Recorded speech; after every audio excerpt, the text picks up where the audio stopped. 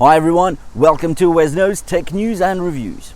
Do you remember this guy? So we reviewed him just recently. This is the Samsung Galaxy Fit 2 and it's a brand new addition to the fitness tracker family from Samsung. It's being sold at a very budget price of $50 or £50 and it has a lot to offer. A 1.1-inch AMOLED screen, it's also got auto activity recognition. But then again, we also have this Xiaomi Mi Band 5, which also has auto activity recognition, also a huge screen of a 1.1 inch, and it's also AMOLED. They have a lot to offer, but we are going to put them in a head-to-head comparison and see which one offers more value to you. If you are new to Wesno's Tech News and Reviews, we talk about the latest tech news. We do brutally honest reviews and share hacks and tricks along the way. So make sure to hit that subscribe button and bell notification so you don't miss out. So let's kick off with a history check. The Xiaomi Mi Band 5 comes about from Huami, the second largest tech wearable manufacturer in the world. And then of course Samsung, a tech giant that everybody knows about.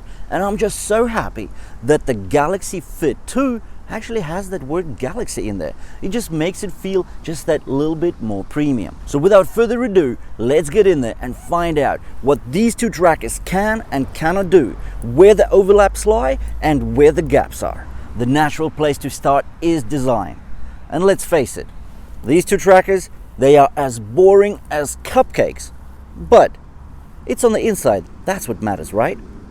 The Mi Band 5 has hardly changed from the Mi Band 4. It remains an elongated oval-shaped pellet that sits within the silicon band. And if previously you would charge the tracker by popping it out of the silicon strap, now you do it for purposes like changing the strap.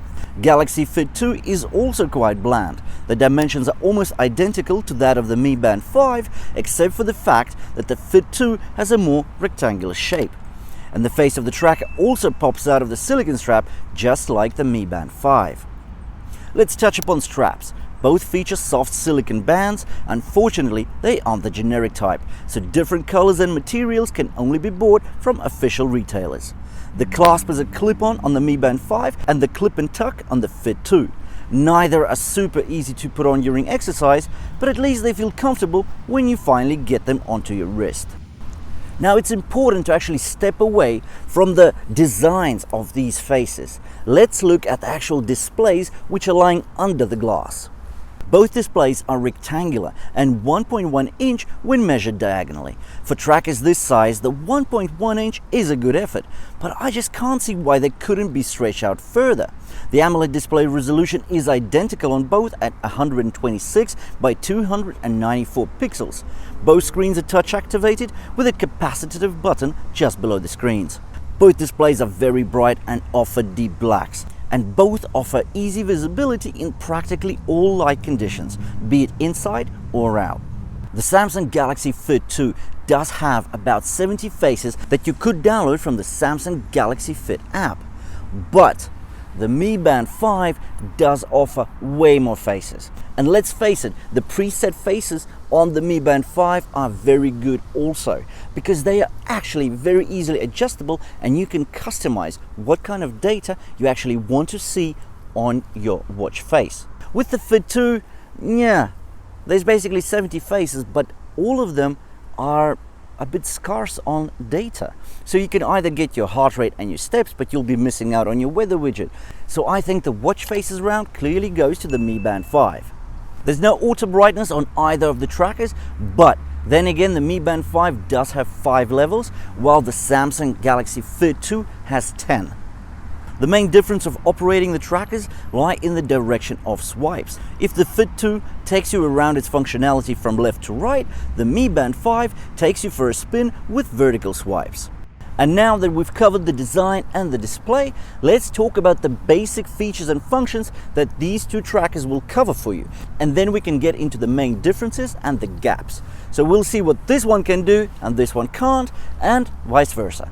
Battery life is similar on both devices, with typical usage claimed by the manufacturer in excess of 2 weeks.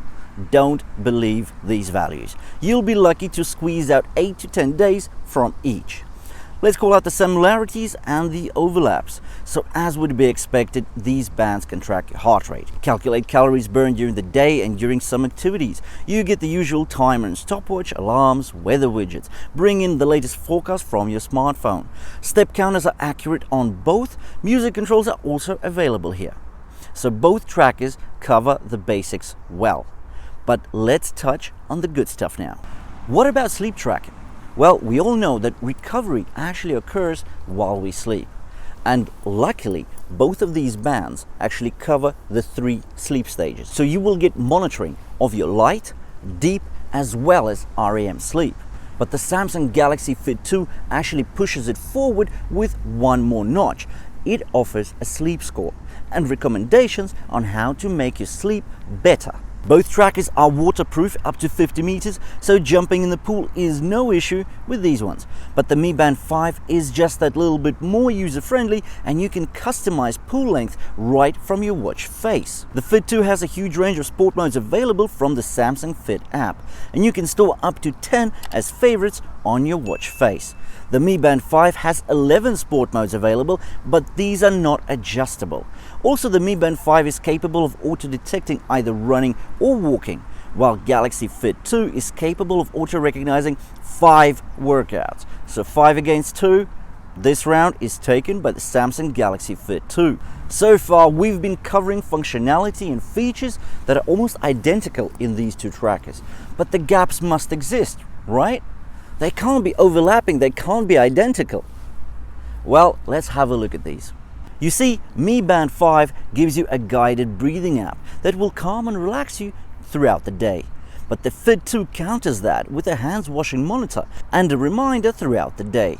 But the Xiaomi Mi Band 5 actually counters that with its famous Pi metric. Being part of the Huami group, the Mi Band 5 implements this revolutionary tech as well. So what is Pi? Pi is a single value metric that tells you all about your cardiovascular health.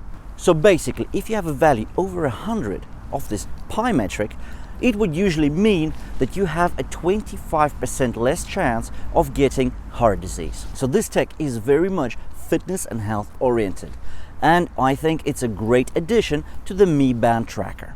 So who are these trackers for, and which one do you choose?